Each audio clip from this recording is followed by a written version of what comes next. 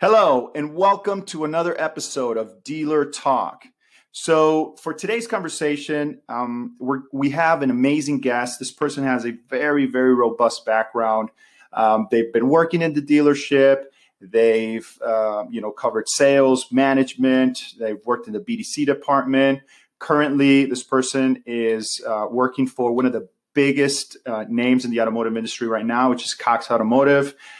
He's a personal friend, somebody that I had the honor and privilege of working with side by side in the past. And so I'm very excited to get into it and have a conversation. Before we get going, though, I just want to remind the audience out there to please make sure to reach out on LinkedIn to myself or Eric Nelson, my co-host. We'll include our LinkedIn profile in the show notes. Send us your questions. We can bring those questions up to the guests and hopefully offer you some perspective. Or just some suggestions on any of the struggles that you may have right now and some of the ways that you can overcome those. Before we get rolling here, I just want to talk really quick with my co-host, Eric. How you doing, man? I find myself lacking today, Herb. Let me tell you why. I find as if that I look on my background and I don't find it to be robust. I, too, want to have a robust background, and I've now went ahead and made that one of my, lifetime goals. I, too, I want to be known as robust. It's a fantastic word to be known as. See, that's where I find myself, Herb. Great morning today. See, this is what happens when you're messing around before we get rolling here. Yes. All right, let's just get into it. Without further ado, I have the awesome pleasure to introduce our guest of the day, Mr. Keith Theisen. Keith, how are you, sir? I'm robust. Oh, man. Wow. There it is. I think you were thinking more about my waistline, though, and you were trying to cover up the stuff. So Fine. I appreciate it. And it makes up for you roping me into this call. Inviting me on this call. No, this is great. This is a very first podcast, long-time listener, first-time caller. So it's exciting to be here. Awesome, man. We're definitely excited to have you and kind of sharing your perspectives. And I'm sure the audience is going to get huge insights and value out of it.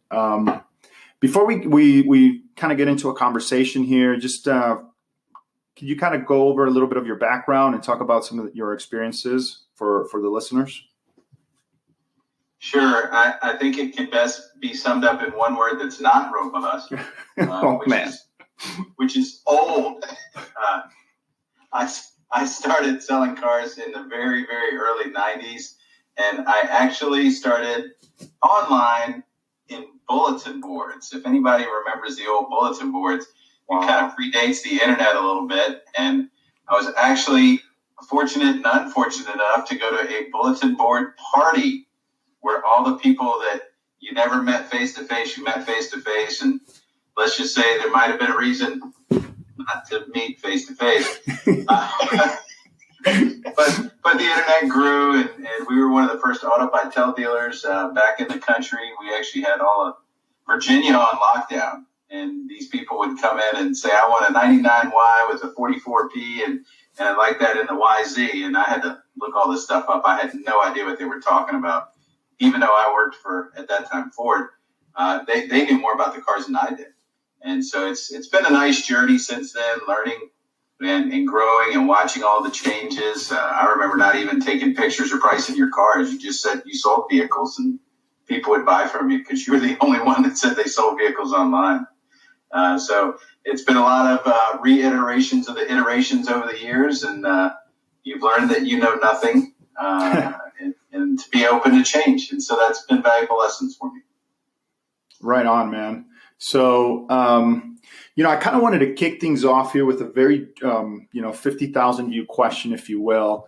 Obviously, I know that you have great relationships with your stores, and you're in multiple different dealerships, talking to different decision makers. And I kind of wanted to kick things off here with the question about the industry as a whole, right? August was an interesting month for sure. I think I read somewhere, I think it was Automotive News, that we were at 16.72 million units for August. Obviously, last year was I don't know if interesting is the right word, but we had the hurricane situation that kind of changed things a little bit. But what are you seeing? I mean, what are the decision makers? What are they feeling? What are they talking about? Kind of what's the perception out there, man? Well, first off, I will give you the word to say when you don't know what to say is unbelievable. That was from Greg Cardone. So people ask, how was your month, Keith? And I'd say, unbelievable. And I get to go either way. They could kind of think how they wanted to think. But last month was unbelievable. Both for independents and for franchise stores. Across the industry, I'm really seeing a tremendous pressure on our independent dealers. Before they used to have a real niche or niche, I'm not really good at the French, they had these cars that were 2008s, 2010 vehicles with maybe close to or over 100,000 miles. And the franchise stores didn't really play in that space. And so they enjoyed a little bit of autonomy and decent gross profits. Now the franchise stores have figured out that's the cars that, they can turn really quick and get a lot of activity on. And it's putting a lot of downward pressure on these guys, and expenses are just becoming unbearable for many of them because they don't have the $2,000 to $3,000 profits that they used to enjoy to make it happen. On the franchise stores, they keep staying ahead of it, but it's like you're in a football game and you can hear that guy, you can hear the footsteps behind you just creeping up. And so, again, it's all about the margin compression and, watching what you're doing. I've talked to many people in the industry and, where it might be easy to get someone to sign up for a $500 or, $800 product. Now that's, almost an ordeal to kind of figure it out and where are we going to free up money. And it's like, it's really changed. It's like, that's only $500. What are you talking about? And now it's like it takes a lot of consideration and thought, and people are very mindful about what they're doing and intentional about where their money goes and what their return is. And it's being run a lot more like a business. We've enjoyed being very profitable for many, many, many years and enjoying, even though it's a percentage profit was maybe 2 or 3%. Of the total, 2 or 3% of $40,000, I'm okay with, right? I can live on that. And now we're not even seeing that, and the manufacturers aren't helping as much as they used to. Their stair-step programs are like a Stairmaster, They really put you through it, and some of them have so many hoops that it's really tough on the dealer. So I feel for them. That's one of the main things I consult with are ways that we can try to relieve expenses, be more efficient, leverage things out across their whole spends, and make sure that we're closing. And in other words, we spend all this money and all this time getting the marketing and the merchandising and everything else right. Are we capitalizing on those opportunities when they're coming in the showroom or picking up the phone or chatting with us? And how are our processes from there? Because I think they're watching spillage, if you will, from every angle.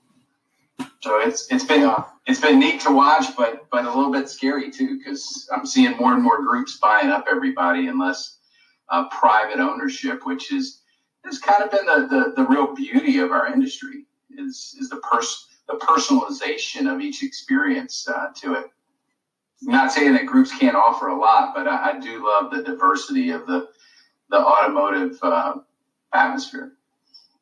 Hey, so Keith, that kind of leads into my next question, because your career is so robust, and it has such a background, pre-internet and everything, with technology, and it just seems like almost like the platforms are changing and evolving so fast.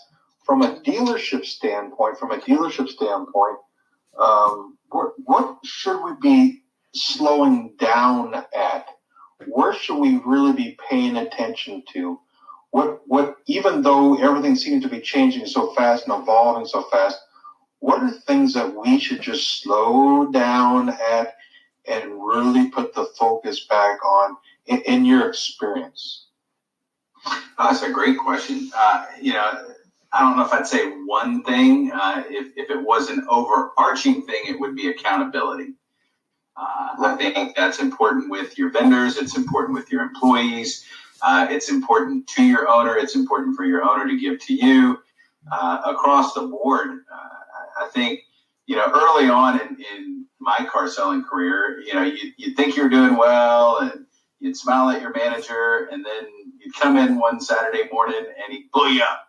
Well, you're not doing this. And it's like, well, that's the first you've ever mentioned that. And I'm happy to start doing that. But, if you don't tell me what you want, I can't give you what you want. I might look into it every once in a while, but that's not going to happen.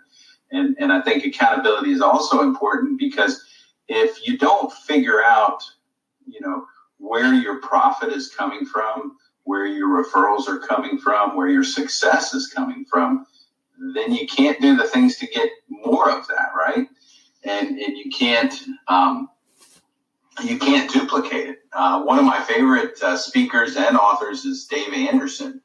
And if you haven't read anything by him, he's got some great podcasts as well, if you like podcasts like this.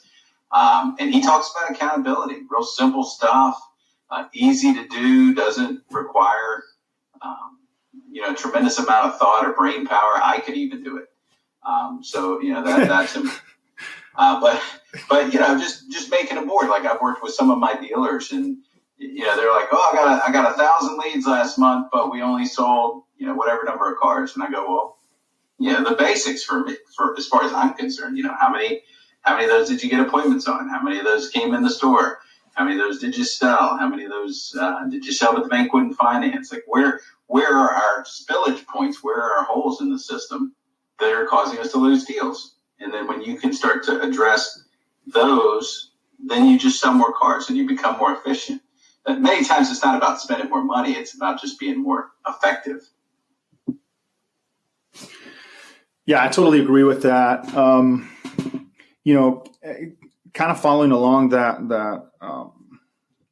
thought, what are some of the ways? So I guess here's one way, kind of that I've experienced myself, right? And when you're talking about accountability, like, let's just look at the internet department. One of the things in the conversations that I have with stores sometimes is we go into talking about, how many leads they have versus how many they're selling. I mean, are they tracking that, right? Because it's important. Because if you're at a certain amount of visits factored to a certain amount of sales, then logic says, if you increase the number of visits, then your sales should go up, right? You get more people on the website, more people looking at the inventory, provided obviously that merchandising and all those things are done correctly.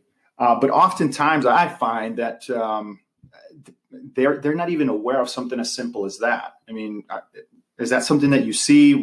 How do you kind of, when you talk about accountability, how do you get those decision makers to really focus and pay attention to those things and measure it, right? Because like you said, if you can't measure it, then it's not effective. Right. Yeah. I like questions. I think questions really help people think about the problem from a different angle. We talk about profit compression and how that's working. And so one of the questions I've been asking lately is, when your salespeople are presenting numbers, how do they justify that your price is the best price? Right? How do they make that clear in the customer's mind? Because you spend a lot of time to make sure you had a good deal, you price it as a good deal, but how do you consistently explain this? And for most owners and GMs and desk managers, everybody, it gives them pause, because it's one of those things in the industry, whether it's like, how do you handle the guy when he says his trade's not worth enough? You're not giving enough for the trade. Well, it's a question we've been asked 47,000 times, but have you thought of a really good, consistent answer, right? If you think of a professional comedian or a professional sports player, anybody else, they know the plays that they have to execute, and they know exactly what they need to do for each of these things. And have we thought about that as an industry, exactly what to do? And if we have we trained our people how to be as good as us or as close as they can be to us and how they respond and the consistency? Because when you have that and you're speaking with a customer, you speak with such conviction. And it's not like the first time you heard the question and you're bumbling over yourself.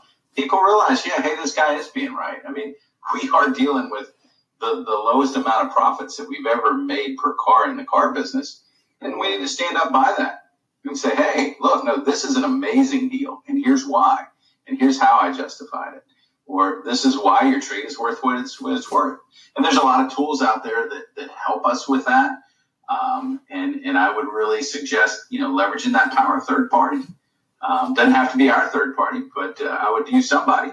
And there is so much competition out there for it because that's where the world's going. It's all about social proof. 17 people are looking at this car and 81 people booked this hotel this month and there's only 2 rooms left. And, we don't need to as much. It's the information's out there. Just share it. I think Grant Cardone started it maybe 30 some years ago. Sorry, Grant, I don't mean to date you. That's how long I've been listening to you, at least.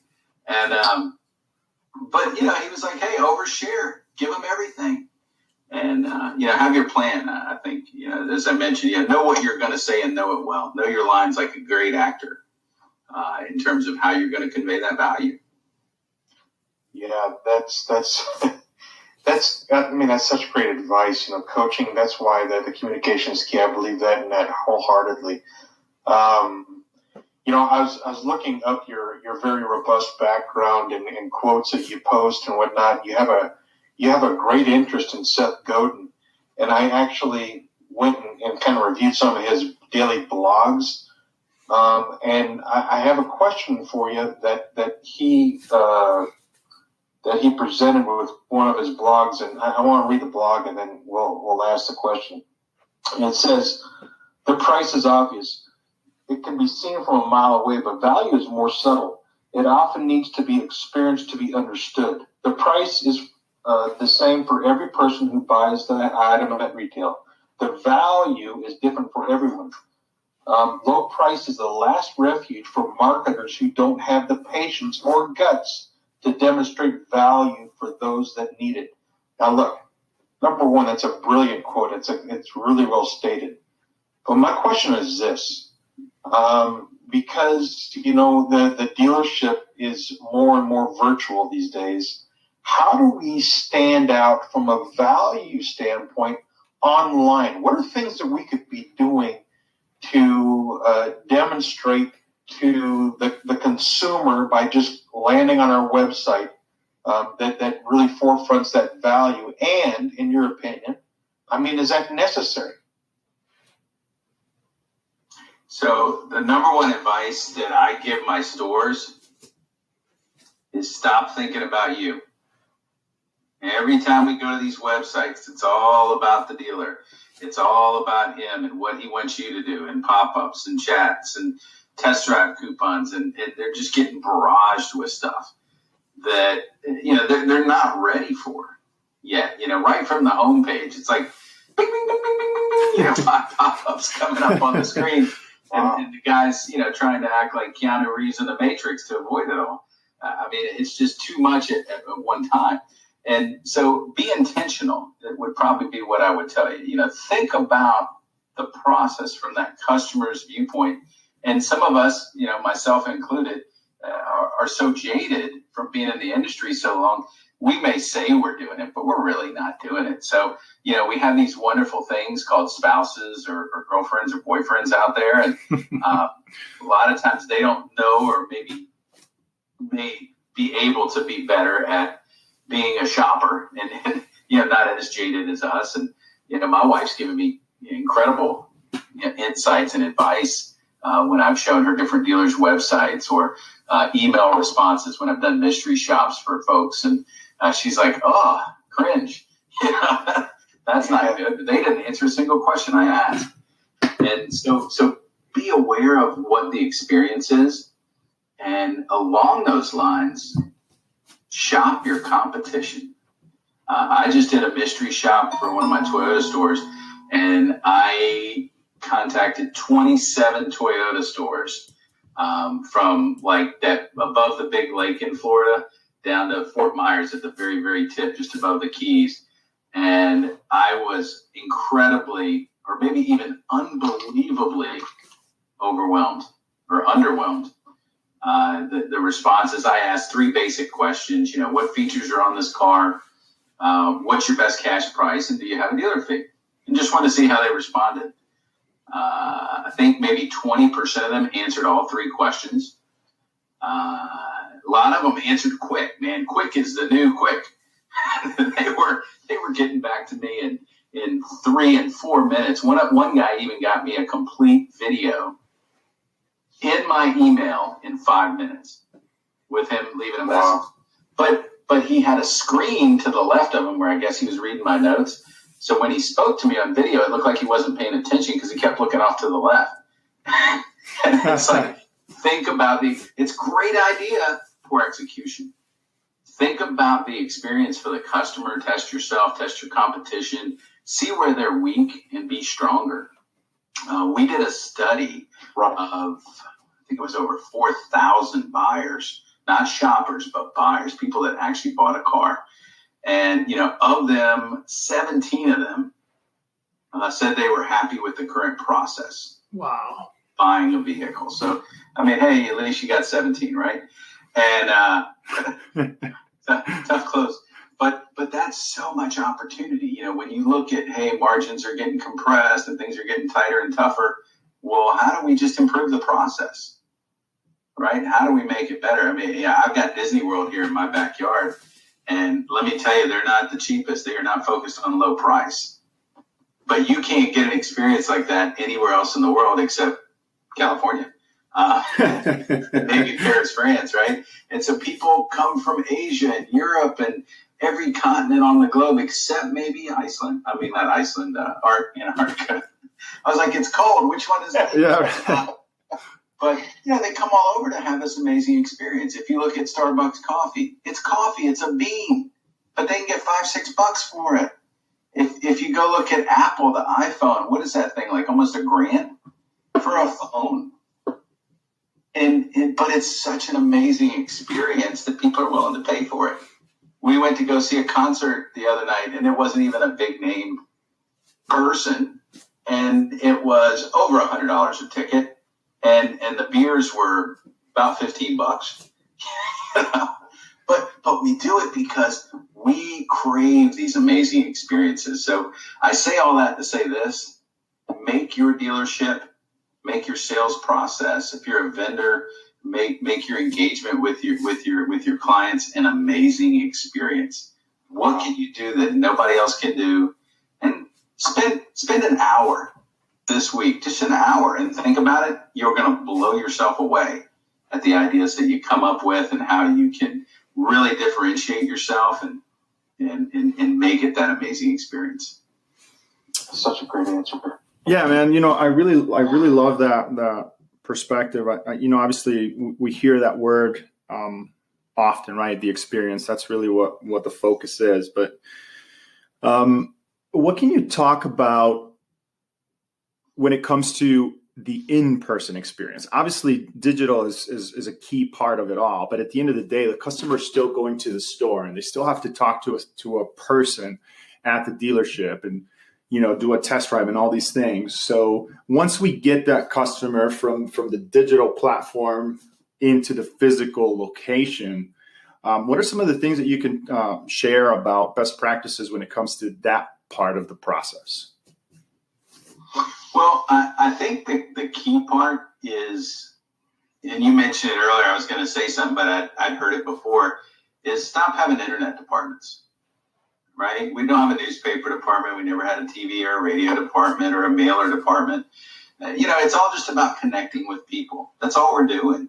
A lot of people, especially in the earlier days, the internet manager was was and no offense to those that fit this because I do, but the geekiest person in the whole dealership, right? It wasn't, they know how to operate a computer, so you run the internet department. Well, it's about making connections. It's not about connecting an HDMI cable, right? It's not about putting the printer port, hooking that up and knowing all the details. That's what you get an IT guy for. All that we do is make connections. No matter how this industry grows, no matter how it evolves, it's all going to be about making connections. And so how do you do that? And how do you have that experience that people love and remember? Well, I said it earlier, ask questions. One of my favorite questions was, tell me about your worst experience buying a car. Like, what didn't you like? And shut up. And then they'll mention one, maybe two things that are typically part of your process. But if you know that up front, you can eliminate it. And they're like, wow, they listen to me. They don't do anything like that. They're so different from all the other car dealers. Oh, yeah, if you tell me, right? But it's asking those questions. And then, what's one thing that you've always thought would be awesome when buying a car? And shut up and listen. And maybe you can do that. Maybe that's that real easy thing like, oh, gosh, we do that anyway. We fill up everybody's car with gas, right? But they never had that before. But you can make a big deal about that. Also, I think just showing a lot of respect and humility when we're with clients and, offering to get them water and making sure that we value their time and try to maybe do the trade appraisal while we're showing them the vehicle and letting them know about that and telling them up front what the process is going to be like and what kind of time to expect and, making sure they've allotted that for it today or maybe, hey, maybe we'll handle this part today, right? And then kind of making it fun from there. I've seen a lot of dealers do some cool stuff because buying a car at the end of the day, once you're done with, all the scared part of walking in the store and you find the car and you realize you can trust the person. Well, then it's exciting. You just bought a new car. And a lot of dealers do some really cool stuff online to both, kind of cross promote their dealership and this person buying a car and to let their friends know about it. And what better way? I mean, when somebody else buys a car, that triggers my Mr. Smith factor. And I want to buy a car. Or, hey, I've been thinking about buying a car, right? And, oh, wow, they dealt with these guys. They seem cool. Oh, they seem fun. And so it makes it really nice. I was reading another audio book or something like that, and the guy was a realtor. And so when he would sell a home, he would throw a party for the homeowner, a housewarming party, about 30 days later for all his friends. And he'd cater it, and of course he'd get to write it off, but he'd have prizes and all kinds of things for them. And I mean, can you believe the amount of referrals he would get from doing something like that? Like my parents, no offense, Dad, if you're listening, but I mean, they were in real estate for 35 years and never came up with that little simple thing. So again, if you take an hour and really think about what you can do, all you need are one or two things that are just super special, but they don't have to cost a lot of money. It can have a tremendous amount of value for your shopper, and in this case, like for the realtor, coming back to your business. Like, it's fun to do. It's not that hard to throw a party. I could, if I was a party thrower for a living, I'd probably do all right at that. Next morning might be tough, but I could do it. And but that's what it's all about, right? It's just thinking about how are you unique and how do you make it special and how do you give that shopper what they want, even if they don't know they want it.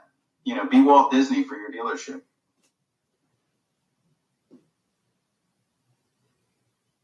Yeah, man, totally agree with that.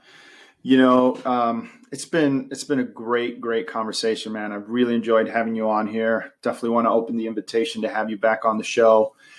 Before I is that a robust invitation? Yeah, man. It's going to go down as the robust episode, I guess. Yeah, so let's definitely, talk about doing that and being able to continue to share your perspectives and experiences. Before I open it up to give you a chance to kind of share how people can get in touch with you, I always have one question that I ask everybody that comes on, and that's, where do you see the automotive industry heading in the next 5 years and why? Oh, you got to end on this? Seriously? Let me do some prognosticating here. I'll be the Puxatawny Phil of the car business. I don't see my shadow, so it's going to continue for 5 more years. Or maybe it's the other way. I don't remember how the groundhog says whatever he says. But no, the industry, I think we're going to do well. I think we're going to start to see it slowly, ease back. On sales, I don't think we're going to see anything like we saw in 2008 again. I really feel like we've become too smart of operators. Not too smart, but we've really dialed it down. You hit us once, you're not going to hit us again, right? We know what's going on. The manufacturers aren't making the moves that they used to make. I mean, I remember it was 2008 walking into Chrysler stores, and they were, there's this tiny store out in the middle of nowhere in Florida, had like 300 Chryslers on their lot. Like, what's up with this? He goes, I don't know. The zone rep just keeps sending them. They had like a 4,000-day supply of Chrysler 200s at the time or something. And, just bad moves, right? So I don't think we're going to have anything like earth-shattering. I'm watching the interest rates creep up, and they're obviously going to slow home sales and car sales up a bit. So we need to be mindful of that. Hopefully the manufacturers will rely on leasing to kind of offset some of that more. I do think we need to have a better solution for the end of the leases. I think leasing has increased, but we really haven't figured out what to do when we're successful with leasing, because supply and demand, that obviously affects the price. We bought my wife a Lexus IS 200, and we were so excited to get this cheap payment, on a nice vehicle, and then she decided, like all good wives, she wanted to change after a year, and so I go to look it up, and I expect it to be a little bit upside down, but I checked in V Auto, and our market average is about 57 days supply inventory. The Lexus IS had 138-day supply. And this is a Lexus, right? It's supposed to hold its value, but they dump so many of them on the market in the name of chasing units that they kind of hurt themselves in the long run. So we've got to overcome that. And then, of course, we hear a lot about, connectivity and digital retailing. I think that's going to be really important. And, the dealers that, again, are very intentional and think about that process. I think we've got something really special here.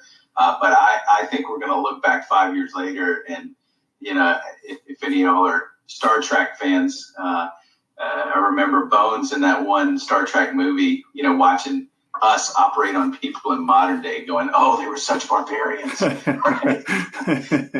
And it's like, until you know, you don't know. And so you're doing what you can, but I think that's a real opportunity for a savvy dealer to really, think about that process and nail it.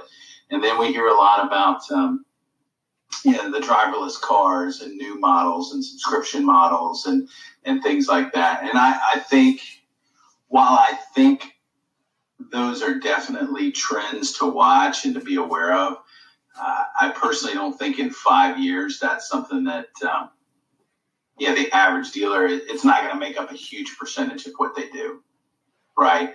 I think it's more of the Buzz Lightyear, right? It's the brand new toy, and we just need to focus on the Woodies of the world, the more consistent toys that work for us and bring us our profits and how we can be better with those. Be mindful of them, but don't go chase the latest industry buzzword. I just don't feel like the rest of the world is there yet.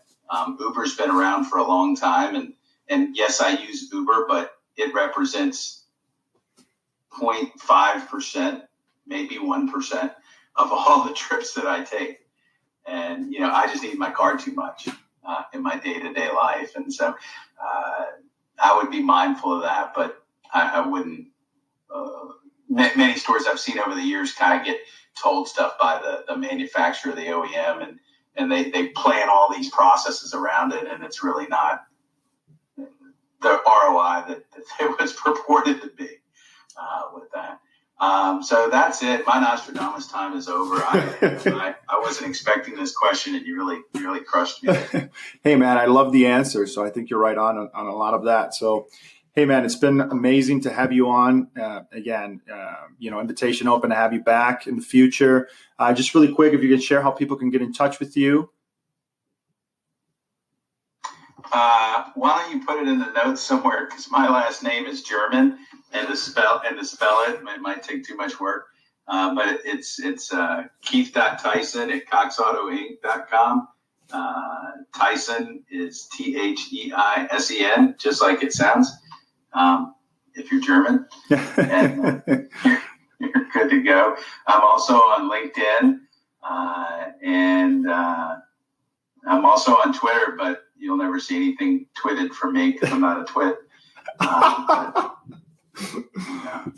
That was not a reference to anyone else who might tweet or twit. But take it for what you will. Unbelievable. Cool, man. Yeah, definitely. We'll plug that into the notes. And again, thank you so much for being on here. There it is, folks. That's all we have for you today. And as usual, we'll talk later. Robust.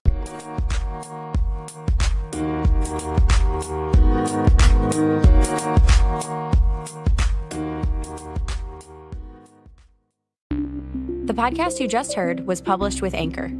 Got something you want to say to the creator of this show? Send them a voice message using the Anchor app, free for iOS and Android.